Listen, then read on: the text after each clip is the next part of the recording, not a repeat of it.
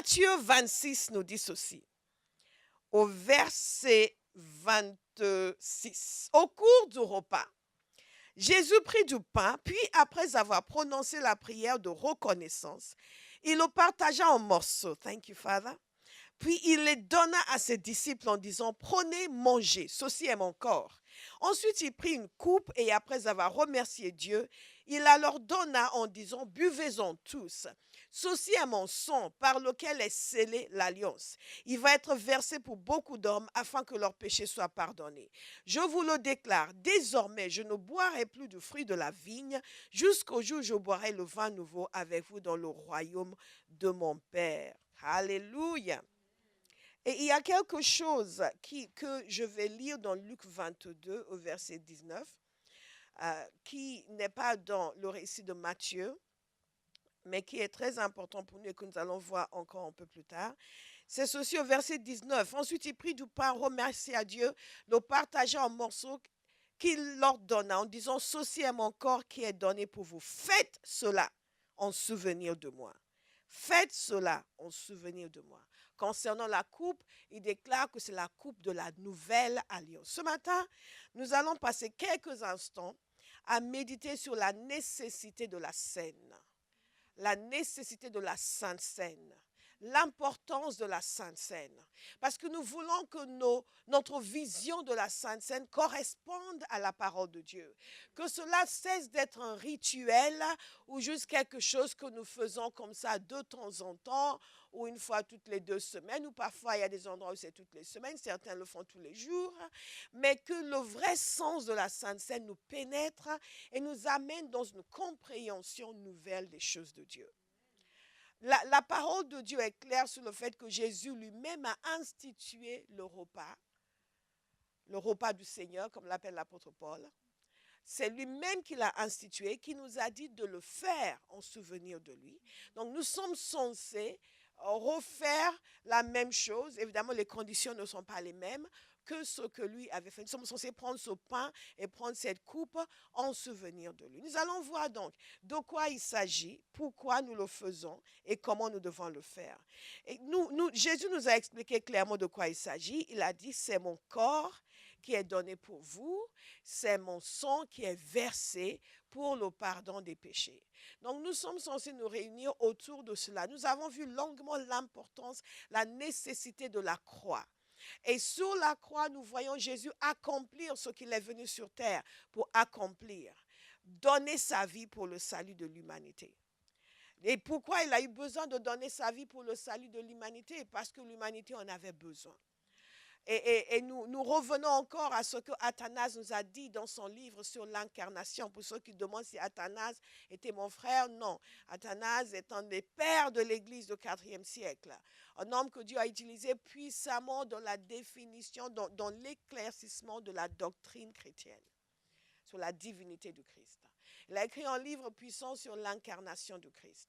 Il a commencé son livre en parlant de la chute et il explique, dit certains vont se demander pourquoi en parlant de l'incarnation, je commence en parlant de la chute.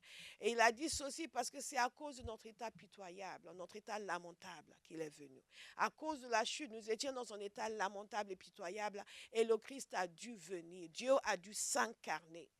Et quand nous prenons la Sainte Seine, nous devons revenir à ce point de départ. Notre état pitoyable et lamentable a fait en sorte que Dieu ait été obligé de venir sur terre, s'incarner comme un être humain. Et il a porté nos péchés sur lui-même à la croix. Et quand il a institué la Sainte Seine, il leur a expliqué que ce pain représente son corps qui est donné pour nous. Et cette coupe représente son sang qui est versé pour nous. Donc, symbolique de l'œuvre de la croix, où son corps est brisé et son sang est déversé comme sacrifice pour que nous puissions être sauvés. Pour des Occidentaux, c'est un peu difficile.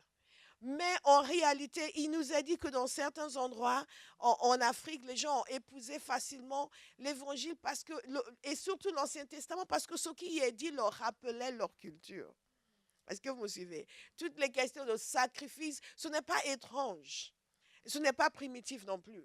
C'est une compréhension des faits réels de la vraie spiritualité. Les gens qui font des offrandes et des sacrifices sont plus spirituels que beaucoup de chrétiens.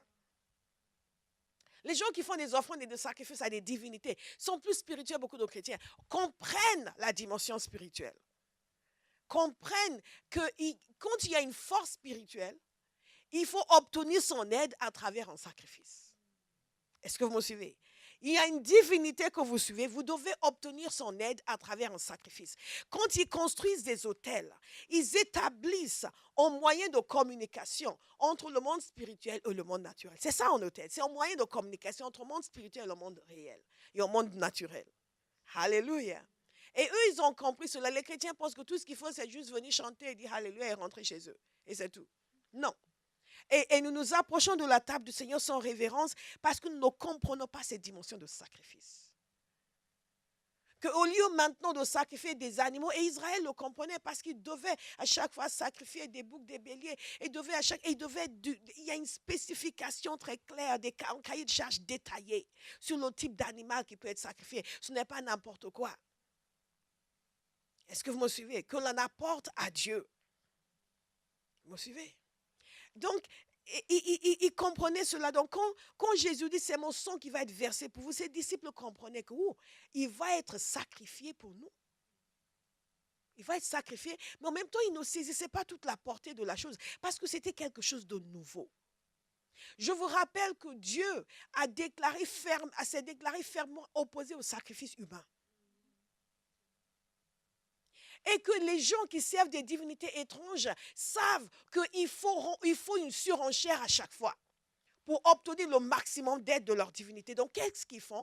Ils vont sacrifier un animal. Quand ça ne suffit pas, il y a même un roi qui a sacrifié son fils, celui qui devait être son héritier. Parce qu'il était en guerre contre Israël. Il a vu que les choses allaient contre lui. Donc, du coup, il a fait la surenchère maximum. Il n'a pas sacrifié n'importe lequel de ses fils. Il a sacrifié celui qui devait le suivre.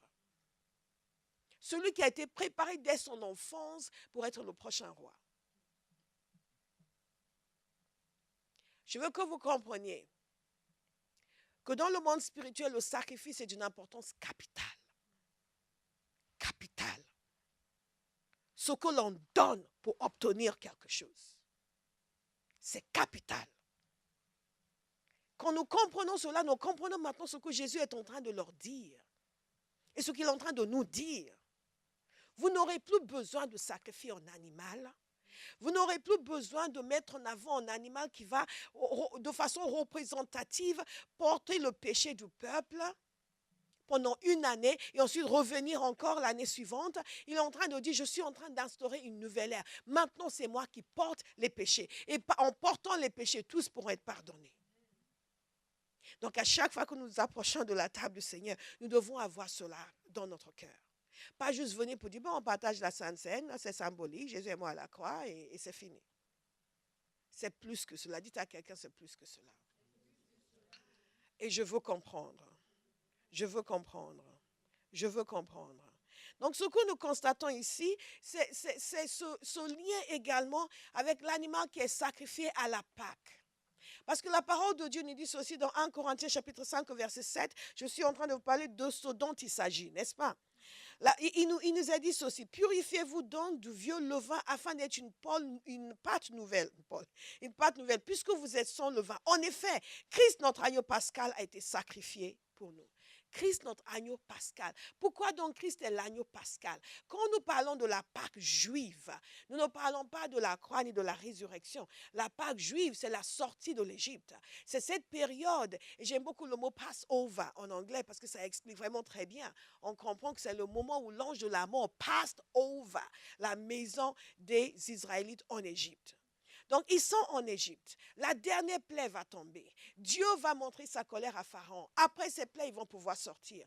Le fils aîné de chaque maison en Égypte va mourir. Mais pour que son peuple soit protégé, pour que l'ange destructeur ne vienne pas dans leur maison, il fallait qu'ils sacrifient un agneau. Et quand ils auront sacrifié cet agneau sans défaut,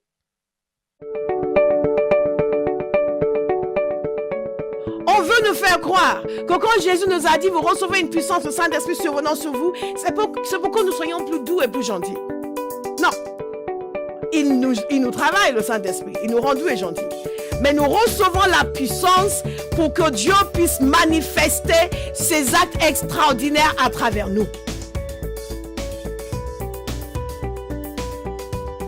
Si je suis en feu, quelqu'un doit être contaminé par mon feu.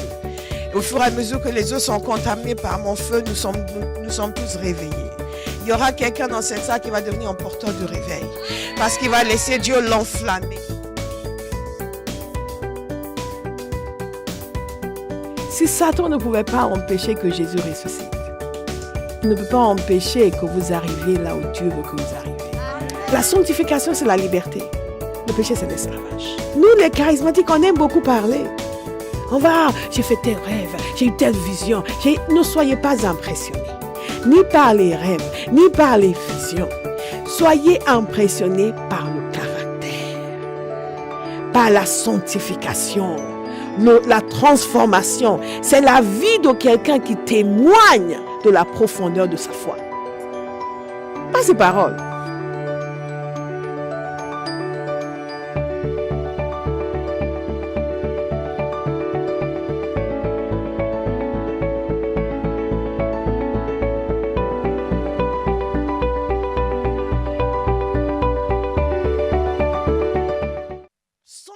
Quand ils auraient sacrifié cet agneau, ils allaient bien sûr rôtir, manger. Il y a tout un processus, tout un procédé pour cela. Et le sang devait être mis sur les linteaux. De telle sorte que l'ange de destruction va passer, va voir le sang et va passer. Et ils ne seront pas affectés. Donc par cela, non seulement ils sont sauvés de la mort, ils sont aussi sauvés de l'esclavage. Et quand la parole de Dieu appelle Jésus notre agneau pascal, il est celui qui a été sacrifié pour que nous puissions être sauvés de la mort et que nous puissions être sauvés de l'esclavage. Nous avons vu longtemps que nous ne sommes plus sous l'esclavage Nous ne sommes plus sous l'esclavage du péché. Et Jésus nous en a délivrés. Donc, il est appelé notre agneau pascal. C'est tout cela qui est symbolisé. Et qu'est-ce qu'ils sont en train de faire? Donc, qu'est-ce qui se passe en cette période? Ils sont en train de prendre le repas de la Pâque. Le repas habituel que tous les Juifs prennent chaque année. Ils sont en train de prendre un repas. Ce n'est pas quelque chose de spécial que Jésus a concocté. C'est au moment même de la Pâque qu'ils sont en train de prendre le repas de la Pâque. Et au cours du repas, ils changent la signification des éléments. Ils commencent à leur montrer que maintenant, ceci représente mon corps, ceci représente mon sang. Avant, ça représentait la sortie de l'Égypte. Maintenant, ça va représenter la sortie du péché. Alléluia. Avant, ça représentait la délivrance de l'ange de la mort. Maintenant, ça va représenter la délivrance totale de toute captivité des ténèbres, de toute captivité satanique, de tout démon, et ainsi de suite. Alléluia. Alléluia. Et donc, il leur montre, et c'est quelque chose d'inattendu, parce qu'il leur dit ceci. La vie, écoutez attentivement, la parole de Dieu nous montre clairement que la vie de l'être est dans le sang. Et quand Jésus a dit, ceci est mon sang, et ils sont censés boire cette coupe qui dit, cela représente mon sang. En d'autres termes, je vous donne ma vie. Je donne ma vie pour vous. Et donc, quand nous prenons cette coupe, ce sont toutes ces choses qui doivent être dans notre cœur. Mais nous irons un peu plus loin. Je vais vous demander de regarder dans 1 Corinthiens 10. Dans 1 Corinthiens 10, God is so good. Ici, il y a une petite controverse que l'apôtre Paul est en train de régler. Enfin, il y a beaucoup de petites controverses qu'il règle avec cette église de Corinthe. Et en toute honnêteté, je bénis le Seigneur pour cette église de Corinthe. Parce que c'était une église où il régnait beaucoup de confusion. Ça nous permet d'avoir beaucoup plus de grâce aujourd'hui ou d'exprimer plus de grâce. Parce qu'il y a des gens, dès qu'une église n'est pas parfaite et aucune ne l'est, ils se croient en droit de dire n'importe quoi et de faire n'importe quoi. Est-ce que vous me suivez? Mais cette église de Corinthe était particulièrement confuse. Beaucoup de problèmes. Ils avaient beaucoup de dons spirituels comme beaucoup d'églises charismatiques et aussi beaucoup de désordre. Et il était obligé d'écrire sur différents points pour amener l'éclaircissement et la clarté. Et je veux vous encourager à adopter la même attitude vis-à-vis de l'Église. Pour commencer, vous n'êtes rien pour critiquer l'Église. Vous-même, si on devait vous critiquer, mon Dieu, qu'est-ce qu'on trouverait à dire? Donc, abstenez-vous. Contrairement à ce que font beaucoup de chrétiens qui n'ont aucun jugement et aucune compréhension des choses spirituelles, abstenez-vous de vous lancer dans des critiques de telle église, j'étais dans telle église comme ça. Non, abstenez-vous. Adoptez plutôt l'attitude de l'apôtre Paul ici, une attitude de bienveillance, une attitude qui amène dans son rôle, ce n'est pas votre rôle, d'amener la correction là où il faut, mais aussi de les traiter avec beaucoup de miséricorde. Alléluia. Donc ici, il y a des désordres qui se passent et je vais vous lire la partie désordre un peu plus tard pour expliquer quelque chose. Mais ici, nous voulons simplement aller directement sur le pourquoi. Donc, il est en train de régler un problème des gens qui, vous savez, ils sont sortis de l'idolâtrie et ils sont dans un système où la viande est sacrifiée aux idoles. Ici, nous prenons la viande au supermarché, n'est-ce pas? Mais eux, ils sacrifiaient la viande aux idoles et après, les gens allaient prendre la viande, les gens allaient manger. Parfois, ils amenaient cette viande au marché ensuite pour vendre. C'était une situation culturelle qui pouvait amener certaines personnes à être dans le compromis. Donc, toutes des questions qui étaient posées, est-ce qu'on devrait manger la viande sacrifiée aux idoles? Est-ce qu'on devrait aller dans leur fête où on sait qu'ils ont sacrifié cette viande aux idoles et manger avec eux? Beaucoup de questions qui se posaient. Mais en réglant cette question, il nous a donné un éclaircissement sous ce que représente aussi pour nous la table du Seigneur. Et il leur explique ceci. Au verset 16, nous allons commencer au verset 16. La coupe de bénédiction que nous bénissons n'est-elle pas la communion au sang de Christ? Notez bien et soulignez ces mots dans votre Bible. Le pain que nous rompons n'est-il pas la communion au corps de Christ? Donc, nous voyons clairement ici ce qu'il est en train de nous dire, que ce que représentent ces éléments, ce que représente la Sainte Seine, c'est d'abord une coupe de bénédiction. Moi, je suis content d'entendre ça. La coupe, c'est une coupe de bénédiction. Notez très bien cela, c'est une coupe de bénédiction. La première chose, c'est la bénédiction.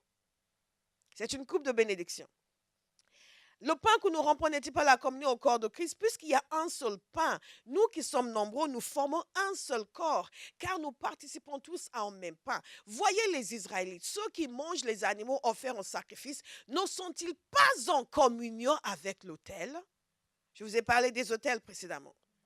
Que veux-je donc dire? Que la viande sacrifiée aux idoles aurait de l'importance ou qu'une idole serait quelque chose? Pas du tout. Mais ce que les non-juifs sacrifient, ils le sacrifient à des démons et non à Dieu. Or, je ne veux pas que vous soyez en communion avec les démons. Vous ne pouvez pas boire à la coupe du Seigneur et à la coupe des démons. Vous ne pouvez pas participer à la table du Seigneur et à la table des démons. Ou bien voulons-nous provoquer la jalousie du Seigneur? Sommes-nous plus forts que lui? Donc, en réglant cette controverse sur est-ce que nous devons participer à la table des sacrifices à d'autres divinités, il leur dit clairement ce sont des démons. Vous mangez ce qui a été sacrifié aux démons. Ou bien vous venez à la table du Seigneur. Maintenant, qu'est-ce qu'il nous explique? Il nous explique la première chose que nous notons ici par rapport à la Sainte Seine, ce qui est ce que nous essayons de trouver, la compréhension de la raison pour laquelle nous faisons ça. La première chose, notez-le, c'est que c'est la bénédiction de Dieu. C'est une coupe de bénédiction. C'est une coupe de bénédiction. Dieu utilise différents moyens de nous communiquer sa bénédiction. La bénédiction est communiquée par exemple par l'imposition des mains. La bénédiction est communiquée par la parole prophétique. Mais la bénédiction est communiquée aussi par la Sainte Seine. Alléluia. Et je veux préciser quelque chose qui est très important parce que certains le savent, certains ne le savent pas. Mais pendant plusieurs siècles, et cela n'était pas le cas au début, mais à un moment donné, l'Église catholique a défini une doctrine selon laquelle Jésus était physiquement présent dans ces éléments. Et quand vous prenez ce pain, c'est littéralement le corps de Christ que vous mangez. Et quand vous prenez la coupe, c'est littéralement le sang de Jésus que vous buvez. Et qu'à chaque fois qu'ils font la messe, c'est un sacrifice de nouveau. On réitère le sacrifice de Jésus. Oui. Mais en réalité, et il y a eu évidemment beaucoup de changements et d'évolutions depuis, mais en réalité, je veux que vous compreniez que Jésus n'est pas physiquement dans le pain que nous mangeons. Il n'est pas physiquement dans le sang que nous prenons. Il a parlé de façon symbolique. Il a dit, je suis la porte des brebis. Est-ce que Jésus est une porte physique? Non. Et il a dit, je suis le chemin. Est-ce que Jésus est La rue des Grands Champs? Non. Et il a dit, je suis, qu'est-ce qu'il a dit qu'il était encore? Le pain de vie, gloire à Dieu. Est-ce que Jésus est un pain physique que nous mangeons? Non. Donc nous comprenons qu'il utilise ces éléments pour symboliser, pour représenter. Et ils sont censés donc le représenter. Tu n'es pas lui. Ça le représente. Donc c'est important de faire cet éclaircissement. Nous notons donc que c'est une coupe de bénédiction. La deuxième chose, c'est que c'est la communion. La communion. La communion au sang de Christ, la communion au corps de Christ. Ça, c'est très puissant. Donc, quand vous prenez la Sainte Seine, il se passe quelque chose. Il y a une communion, il y a un partage, il y a une influence divine qui est en train de se produire dans votre vie. J'aime cela. Et la parole de Dieu nous dit clairement qu'il y a une participation, il y a un partage. Wow, wow, wow, wow. Quand vous prenez la viande sacrifiée aux démons, il dit vous êtes en communion avec les démons. Mais quand vous venez à la table du Seigneur, vous êtes en communion avec le Seigneur. Vous êtes en communion avec son sang, vous êtes en communion avec son corps. Et il y a aussi quelque chose qui est puissant qui nous est dit ici. Il parle de participer à la table du Seigneur. Il parle aussi de ceux qui participent à l'autel. Ça, c'est quelque chose que nous devons saisir. Je vais essayer de vous trouver le verset exact. Notez ceci. Il nous dit ceci, il y a une communion avec la table, il y a une participation à la table du Seigneur, il y a une participation à la table des démons. Qu'est-ce qui se passe quand nous participons? Il y a une communication. Il y a une communication. Quand nous participons, il y a une communication. Je vais vous lire un passage.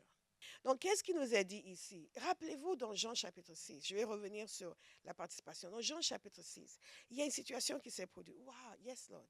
Amen. Il y a une situation qui s'est produite. Il y a des gens qui ont abandonné Jésus. Vous savez pourquoi? Parce qu'il leur a parlé de manger sa chair et de boire son sang. Et ils ont dit, mais comment ça? Ils se sont vexés et ils l'ont quitté. Parce qu'ils n'avaient pas compris. Ils n'avaient pas compris ce qu'il était en train de leur donner. C'était une participation dans sa vie. On veut nous faire croire que quand Jésus nous a dit, vous recevez une puissance du Saint-Esprit survenant sur vous, c'est pour que nous soyons plus doux et plus gentils. Non. Il nous travaille, le Saint-Esprit. Il nous rend doux et gentils. Mais nous recevons la puissance pour que Dieu puisse manifester ses actes extraordinaires à travers nous. Si je suis en feu, quelqu'un doit être contaminé par mon feu. Et au fur et à mesure que les autres sont contaminés par mon feu, nous sommes tous réveillés. Il y aura quelqu'un dans cette salle qui va devenir un porteur de réveil. Parce qu'il va laisser Dieu l'enflammer. Si Satan ne pouvait pas empêcher que Jésus ressuscite, il ne peut pas empêcher que vous arriviez là où Dieu veut que vous arriviez. La sanctification, c'est la liberté. Le péché, c'est l'esclavage. Nous, les charismatiques, on aime beaucoup parler. J'ai fait tel rêve, j'ai eu telle vision. Ne soyez pas impressionnés. Ni par les rêves, ni par les visions. Soyez impressionnés par le caractère, par la sanctification, la transformation. C'est la vie de quelqu'un qui témoigne de la profondeur de sa foi. Pas ses paroles.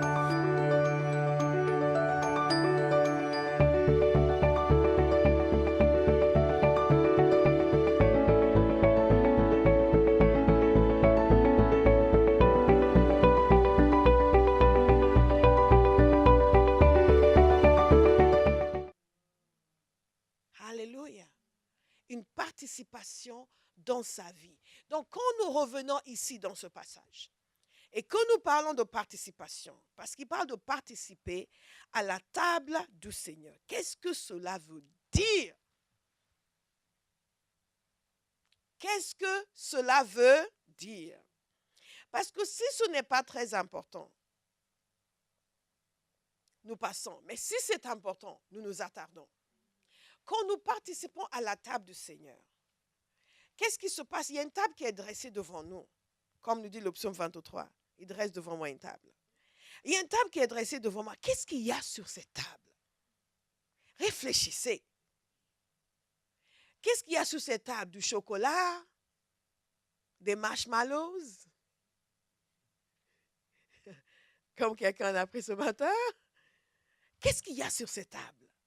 Si nous dit que nous participons à la table du Seigneur, il y a le pain, il y a le sang. Mais qu'est-ce qu'il représente?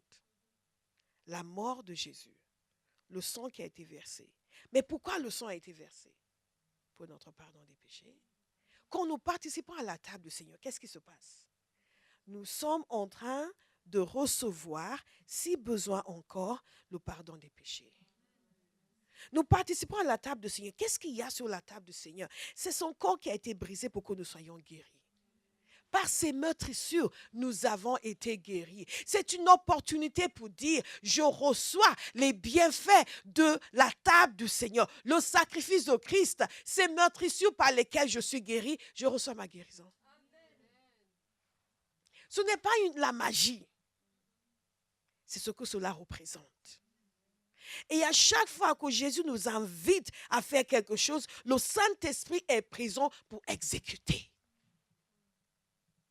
Je n'ai pas besoin d'essayer de toucher Jésus aussi et de le voir sur la croix. Il faut que j'essaie de le visualiser sur la croix pour recevoir ma guérison. Si vous avez besoin de le faire, faites-le. Mais ce n'est pas nécessaire. J'ai simplement besoin de me rendre compte de ce dont il s'agit, de le prendre en connaissance de cause et de faire confiance à la puissance du Saint-Esprit qui est présent. Pour faire en sorte que tous les bienfaits de la croix soient manifestés dans ma vie. Qu'est-ce qu'il y a sur la table du Seigneur? Il y a la paix. Qu'est-ce qu'il y a sur la table du Seigneur? Il y a la joie. Et il dit, nous qui étions des gens du dehors, nous sommes devenus des gens de la maison de Dieu. Qu'est-ce qu'il y a sur la table de Dieu? C'est la réconciliation avec Dieu. Sur la table du Seigneur. Qu'est-ce qu'il y a sur la table du Seigneur? C'est que maintenant, nous sommes en paix avec Dieu. Maintenant, nous sommes en paix avec Dieu. C'est au moment où quelqu'un prend conscience du fait qu'il n'est plus séparé de Dieu, que Dieu ne lui en veut pas, il n'est pas contre lui, mais il est pour lui. Wow, je suis béni. Dans la version du second, le verset 19. Zemene Kasokoto. C'est ce que je voulais vous dire. Que veux-je donc dire? Que la viande sacrifiée aux idoles aurait de l'importance? Ou qu'une idole serait quelque chose? Pas du tout. Verset 20. Wow, c'est Karabasekete. Non, au verset 18. Voyez les Israélites, ceux qui mangent les animaux offerts en sacrifice ne sont-ils pas en communion avec l'autel? Ils sont en communion avec l'autel. Ils sont en communion avec l'autel. Ils sont en communion avec l'autel. Quand nous venons devant le Seigneur, nous venons participer à la Sainte Seine, nous sommes en communion avec l'autel. Mais l'autel de Christ. Vous me suivez? Ce qui veut dire, quand on parle d'un autel, qu'est-ce qu'un autel? Je vous rappelle, c'est un lieu de communication entre le monde spirituel et le monde naturel. C'est un lieu d'opération et de transaction spirituelle. Quand je prends la Sainte Seine, c'est une transaction spirituelle qui est en cours. Je suis en communion avec l'autel de Christ. Je suis en communion avec le sang, avec le corps. Je suis en communion avec Christ lui-même. L'adoration, je suis en communion avec Christ. La Sainte Seine, je suis en communion avec Christ. Mais il y a autre chose encore. Vous savez, sur cette table du Seigneur, tout ce que Jésus a fait, tout ce pour lequel Jésus est mort est à notre disposition. Il suffit simplement de libérer notre foi. Comprendre et libérer notre foi. Pas juste, Jésus fait une petite prière pieuse. Ah Seigneur, vraiment je vais te suivre, je vais te servir. Merci Jésus. Alléluia. Dites discernement. Discernement. Discernement. La coupe de bénédiction, c'est une participation à son sang, c'est une participation à son corps, c'est une participation à l'autel.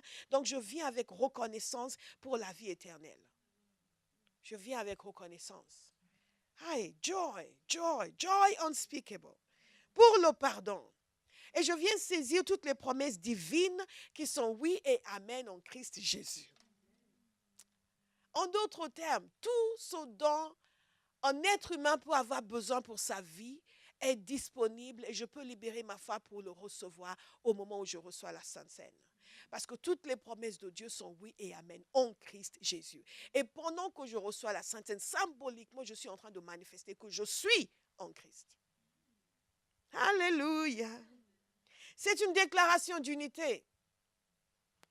Il nous a dit dans ce passage que nous formons un seul corps, car nous participons tous à un même pain. Nous formons un seul corps.